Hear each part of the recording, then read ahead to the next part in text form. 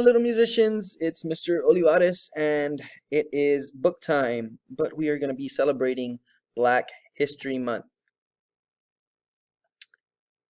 So, Black History Month is an annual celebration of African American history, and annual means once a year. All right. So, Black History Month celebrates important people and events in African American history. It is celebrated every February. And it is celebrated every February because both Frederick Douglass and Abraham Lincoln worked to end slavery, and they were both born in February. Both Carter Woodson, this gentleman down here, and Gerald Ford, which was a president of the United States, helped make the month of February to be known as Black History Month. The president, Gerald Ford, even stated, "The accomplishments of African Americans have been too long neglected."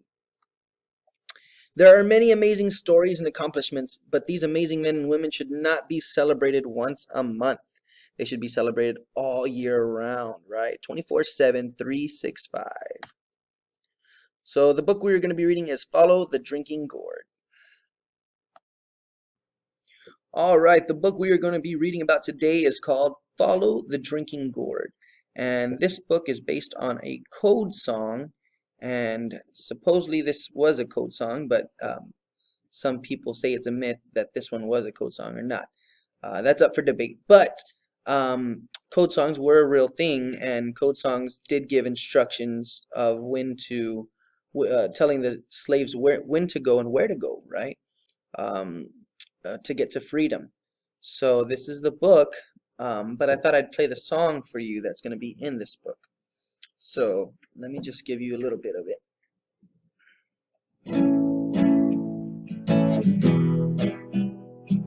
Follow the drinking gourd, follow the drinking gourd, for the old man's coming to follow you to freedom if you follow the drinking gourd.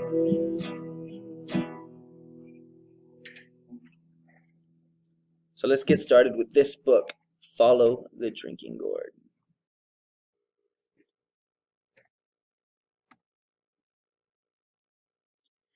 Before we get started with the book, there are a few notes about the story.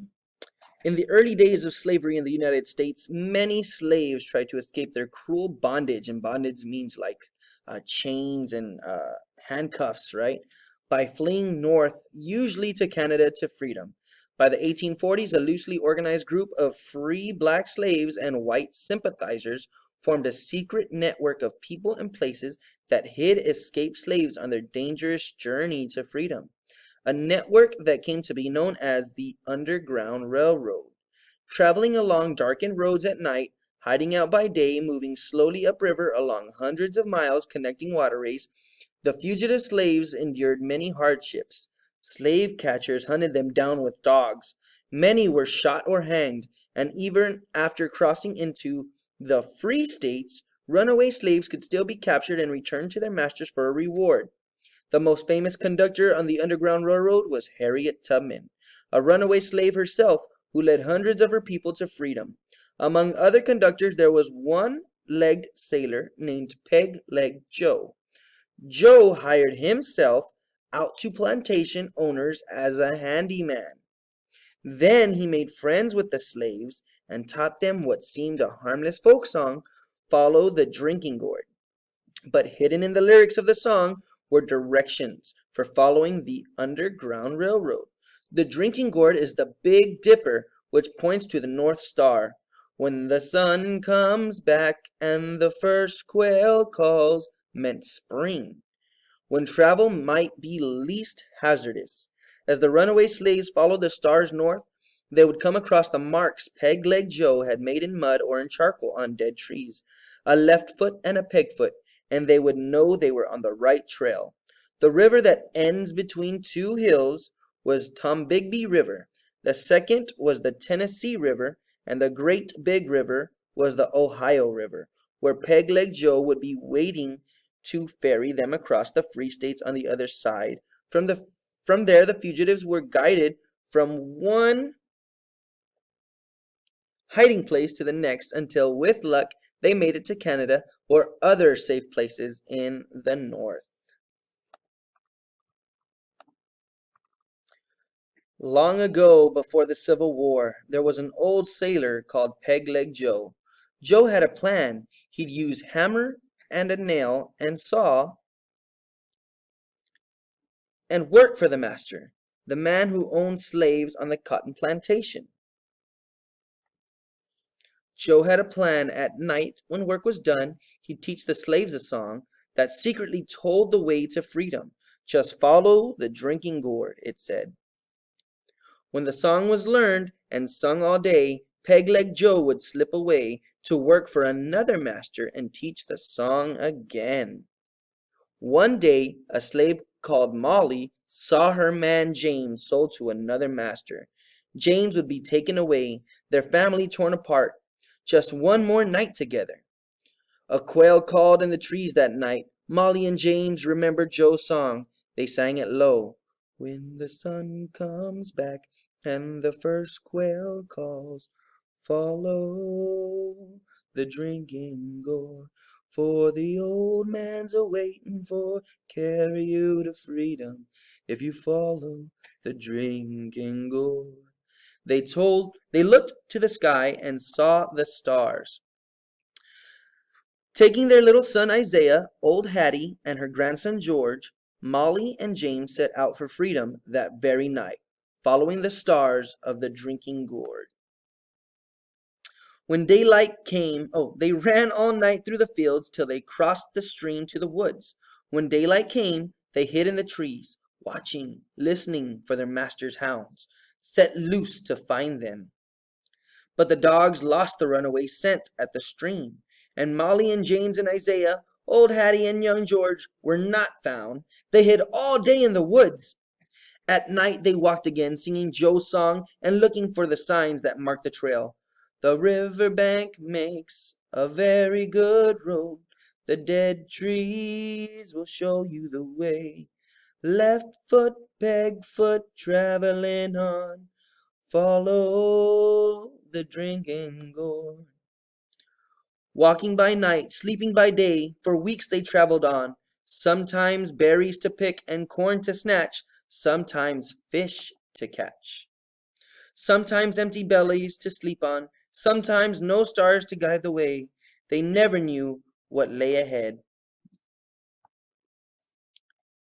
There was danger from men who would send them back, and danger from hungry beasts, but sometimes a kind deed was done.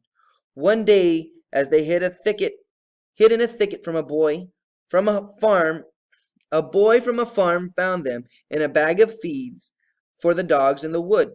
He brought bacon and corn bread to share. Singing low, they traveled on. The river ends between two hills. Follow the drinking gourd. There's another river on the other side. Follow the drinking gourd. On and on they followed the trail to the river's end. From the top of the hill they saw the new path, another river beneath the stars to lead them to Freedom Land.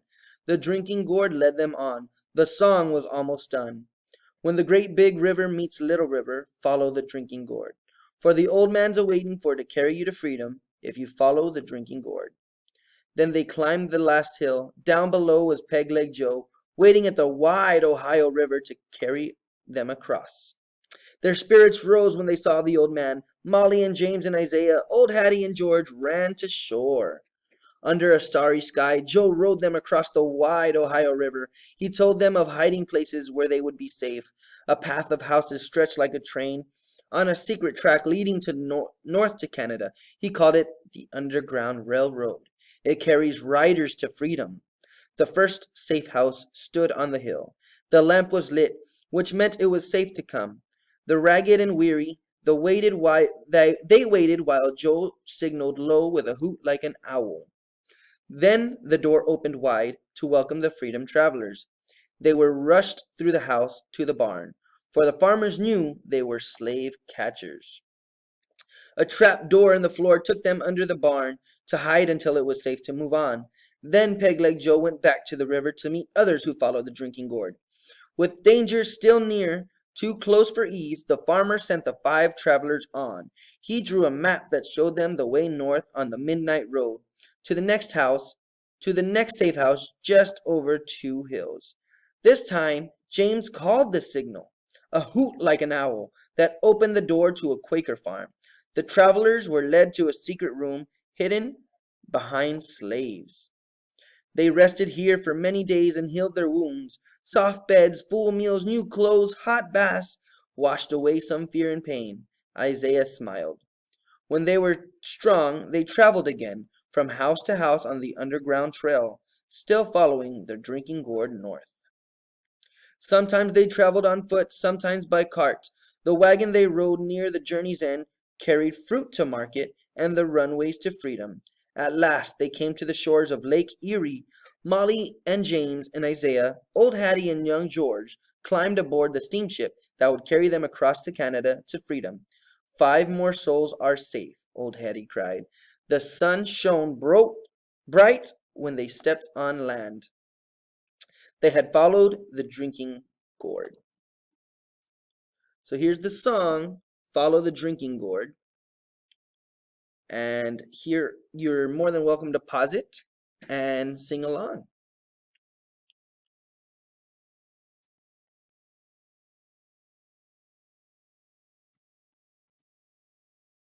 The end. I hope you guys liked the story.